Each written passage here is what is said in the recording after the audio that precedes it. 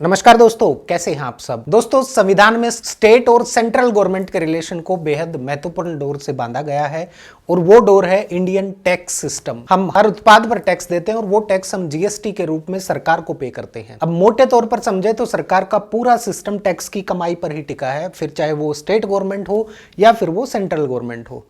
अब पेंच फंसता है कि स्टेट गवर्नमेंट, क्योंकि केंद्र सरकार के पास हमेशा टैक्स का एक बड़ा हिस्सा आता है। आपने किसी भी बिल पर देखा होगा, दो तरह से आपका टैक्स काटा जाता है। एक होता है एसजीएसटी यानी state goods and service tax, और दूसरा होता है सीजीएसटी यानी central goods and service tax.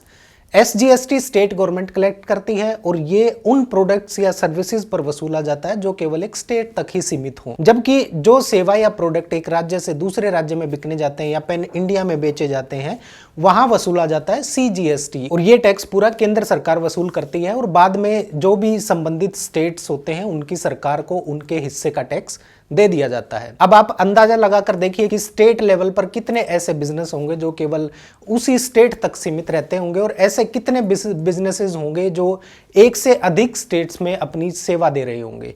साधारण सी बात है, एक से अधिक स्टेट्स में बिजनेस करने वाले जो संस्थान हैं, जो इंस्टीट्यूट्स हैं, जो कंपनियां हैं, वो कई गुना ज्यादा मात्रा में होंगी, क्योंकि ऑनलाइन सेवा के माध्यम से तकरीबन हर कंपनी अपना सामान या सर्विस देश के कोने कोने में पहुंचा रही है।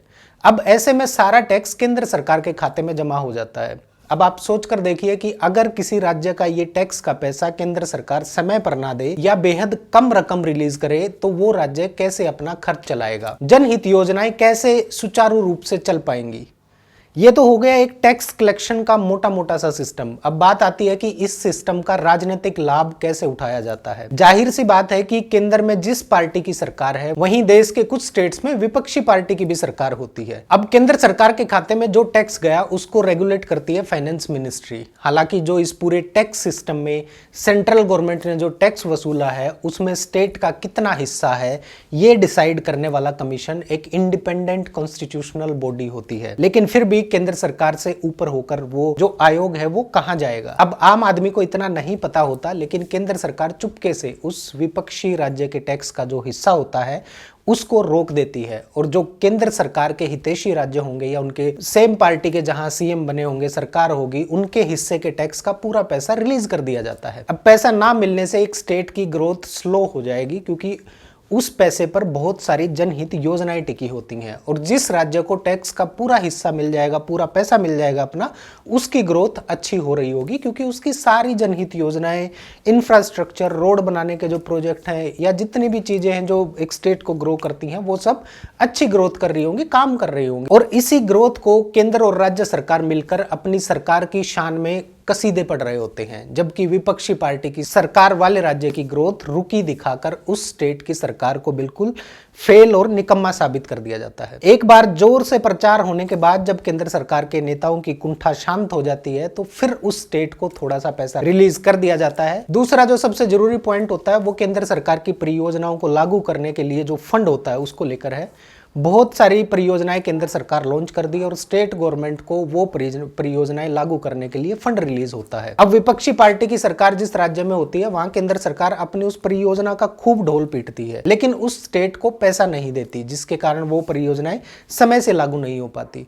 अब जब तक उस राज्य के पास उस परियोजना के लिए थोड़ा बहुत पैसा पहुंचता है तब तक केंद्र सरकार चलाने वाली पार्टी के जो बड़बोले नेता होते हैं वो ढिंढोरा पीट चुके होते हैं उस राज्य के कमजोर नेतृत्व का। इसका एक छोटा सा उदाहरण उठाकर देख लीजिए। भारत सीरीज के जो व्हीकल रजिस्ट्रेशन नंबर हैं, कई राज्यों में आज भी उनके लिए इंफ्रास्ट्रक्चर नहीं है, रूल्स क्लियर नहीं है। कई स्टेट्स में आयुष्मान भारत कार्ड को लेकर गरीब लोग कंप्लेन करते रहते हैं, लेकिन उनकी कोई सुनवाई करने वाला नहीं है, जबकि केंद्र सरकार चाहे तो एक जियो इशू करके सभी हॉस्पिटल्स में उसको लागू करना मैंडेटरी कर सकती है। ऐसा ही कुछ हाल प्रधानमंत्री आवास योजना का है। तो कुल मिलाकर इस पूरे सिस्टम को समझने की जरूरत है। राजनेताओं की चाल आप खुद ब खुद समझ जाएंगे। आप लोगों को याद होगा कि जब 2014 में मोदी जी प्रधानमंत्री बने थे तब उन्होंने अच्छी सरकार चलाने के लिए और भारत के विकास के लिए सभी राज्यों से आह्वान किया था सहयोग करने का। अब कुछ न्यूज़पेपर्स ने दावा किया है कि 2014 में प्रधानमंत्री बनने के तुरंत बाद नरेंद्र मोदी ने देश के राज्यों को आवंटित किए जाने वाले धन में महत्वपूर्ण कटौती करने के लिए भारत के वित्त आयोग के साथ बैकडोर से बातचीत की थी। बैकडोर यानी अनऑफिशियल तरीके से। लेकिन केंद्रीय करों में राज्यों के हिस्से का निर्णय करने वाले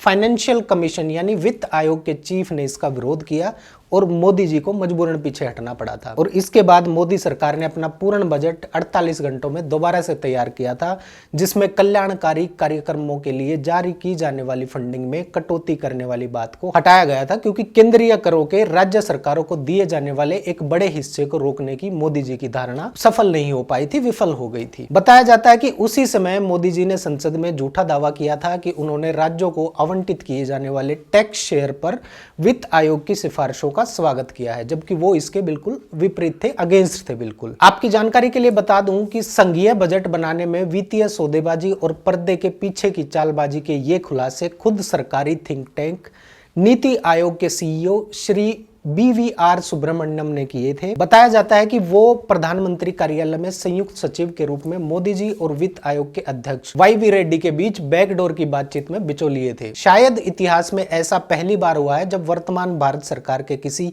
टॉप गवर्नमेंट ऑफिशियल्स ने सार्वजनिक रूप से स्वीकार किया है कि प्रधानमंत्री और उनकी टीम ने शुरू से ही राज्यों के फाइनेंस को स्क्वीज करने की कोशिश की थी और कई राज्यों के मुख्यमंत्रियों ने आवाज उठाई थी इस बात को लेकर कि केंद्र सरकार उनके टैक्स का पैसा नहीं रिलीज कर रही है। अपनी टिप्पणी में शायद पहली बार एक सरकारी अधिकारी ने खुलासा किया कि कैसे संघीय बजट सच्चाई को कवर करने के प्रयास की परतों से ढके हुए हैं। उन्होंने आगे कहा कि उन्हें यकीन है कि आपके पास एक हिंडनबर्ग होगा जो मोदी सरकार के खाते खोल देगा। इतना ही नहीं, उन्होंने ट्रांसपेरेंसी को लेकर भी सवाल उठाए।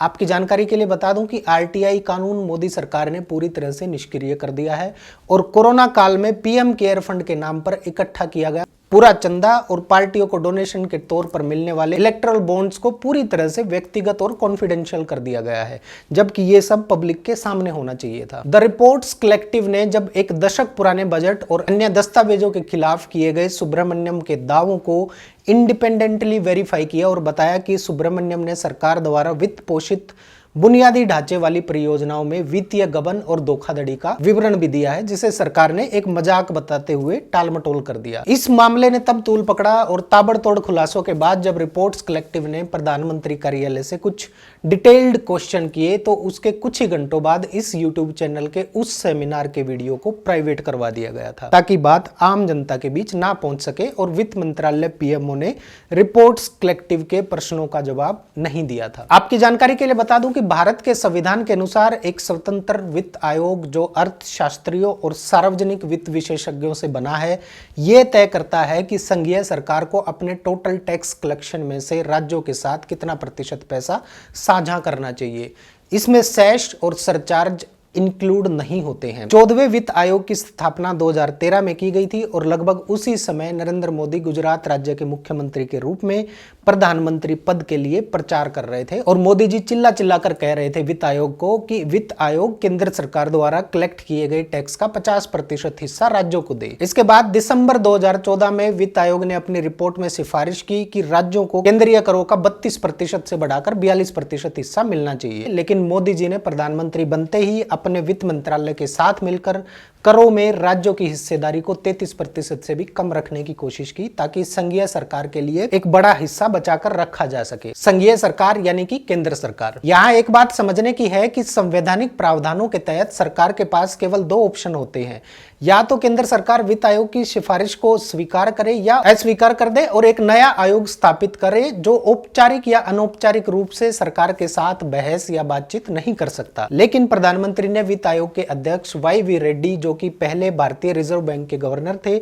उनसे राजस्व हिस्सेदारी पर अपनी सिफारिशों को मनवाने के लिए ऑफ रिकॉर्ड बातचीत करने की कोशिश की, जो कि संवैधानिक मर्यादा का उल्लंघन था। अगर सरकार सफल होती तो कॉन्स्टिट्यूशनल बॉडी पर दोष मढ़ते हुए राज्यों की आय को कम कर दिया जाता। बताया जाता है कि 2 घंटे चली इस मीटिंग में सुब्रमण्यम ने मोदी की तरफ से भेजे गए बिचौलियों को साफ कह दिया था कि भाई जाकर अपने बॉस को कह दो कि उनके पास कोई ऑप्शन नहीं है, और आखिर में मोदी सरकार को वित्त आयोग की राज्यों को 42% शेयर देने की सिफारिश माननी पड़ी। अब जब सारी प्लानिंग फेल हो गई तो संसद में मोदी जी ने पलटी मारते हुए 27 फरवरी 2015 को संसद में भाषण देते हुए कहा कि देश को मजबूत करने के लिए हमें राज्यों को मजबूत करना होगा। मोदी जी ने संसद में बताया कि वित्त आयोग के सदस्यों के बीच कुछ विवाद चल रहा है और अगर हम चाहते तो उसका फायदा उठा सकते थे, लेकिन हमने ऐसा नहीं किया। हमारी प्रतिबद्धता है कि राज्यों को समृद्ध किया जाए, सशक्त बनाया जाए, और इसीलिए हमने राज्यों को 42% शेयर दे दिया है।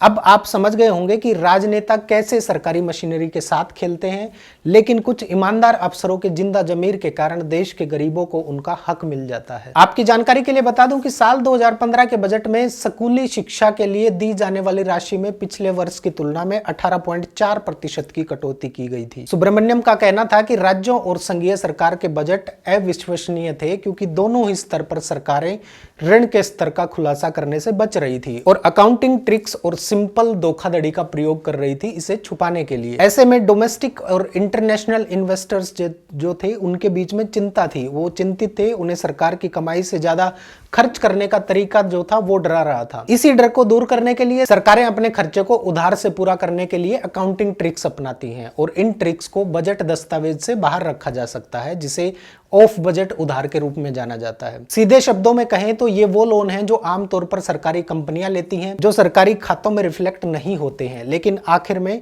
सरकार को ही ऐसे लोन्स चुकाने पड़ते हैं। इस प्रकार की उधारी को दिन दूनी और रात चौगुनी बढ़ती देख 15वें वित्त आयोग ने इस पर ऑब्जेक्शन किया, जिसके बाद सरकार ने साल 2019-20 के बजट में घोषणा की कि आगे चलकर सरकार ऐसे सभी ऑफ बजट उधारों का खुलासा करेगी। लेकिन यहाँ चिंता करने की एक और बात है, अभी जो खुलासा हुआ वो केवल एक हिस्से मात्र का खुलासा है।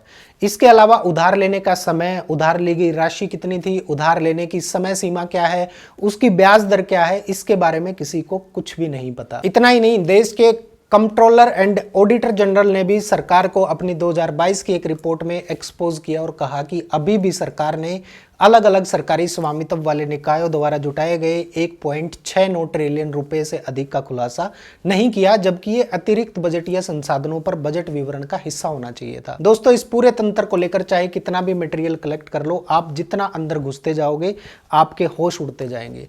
आप पाएंगे कि किस प्रकार नेता मिलकर जनता के पैसे को बर्बाद करते हैं और सरकारी तंत्र का दुरुपयोग करते हैं। अमीर और अधिक अमीर हो रहे हैं क्योंकि सरकार उनको बड़े बड़े लोन दे रही है और राइट ऑफ कर रही है। किसी भी बड़े बिजनेस को उठाकर देख लो, वो जनता के पैसे पर ही जिंदा है। कोई 4,000 रुपए की चाय पी रहा है तो कोई 40,000 रुपए की मशरूम खा रहा है। उनसे कोई पूछने वाला नहीं है कि अगर बिजनेस में घाटा हो रहा है तो पैसा ऐशो आराम में क्यों उड़ाया जा रहा है। सरकार सरकारी कंपनीज के नाम पर लोन ले रही है और उस पैसे को सरकार अपने विकास के लिए खर्च कर देती है, ना कि उस कंपनी के विकास के लिए, और आखिर में उस सरकारी कंपनी को घाटे में दिखाकर औने पौने दाम पर बेच दिया जाता है और लोन का कुछ हिस्सा उतार दिया जाता है। उधर गरीब जनता हाथ में कागज उठाए धक्के खाती रहती है कि सरकारी नौकरी आएगी और हम भर्ती होंगे। अब उन बेचारे गरीबों को कौन समझाए कि जिस कंपनी में नौकरी मिलनी थी वो तो बिक चुकी है। मिडिल क्लास आदमी महंगाई के कारण दाल रोटी के जुगाड़ में इतना उलझ चुका है कि उसे समझ नहीं आ रहा कि वो सरकार से सवाल पूछे या अपनी मजदूरी की समय सीमा बढ़ा दे। गरीब इतना गरीब हो चुका है कि अब उसको इस हालात से कोई नहीं निकाल सकता। इन सब के बीच अगर कोई पैसे में खेल रहा है तो वो है राजनीतिक दलाली करने वाले लोग, जिनको सिर्फ पैसे से मतलब है, फिर चाहे वो किसी के पेट पर पैर रखने से मिले या फिर किसी की गर्दन पर। दोस्तों, ये है इस सरकारी तंत्र की एक झलक जो आज एक ऐसे मुकाम पर आ पहुंची है कि अगर आप इसके बारे में जानकारी नहीं रखते हैं तो आपको पहचानने में मुश्किल होगी कि सरकार आपके हित में काम कर रही है या आपको बर्बाद कर रही है। वीडियो कैसी लगी नीचे कमेंट करके जरूर बताइएगा। मिलते हैं अगली वीडियो में। नमस्कार।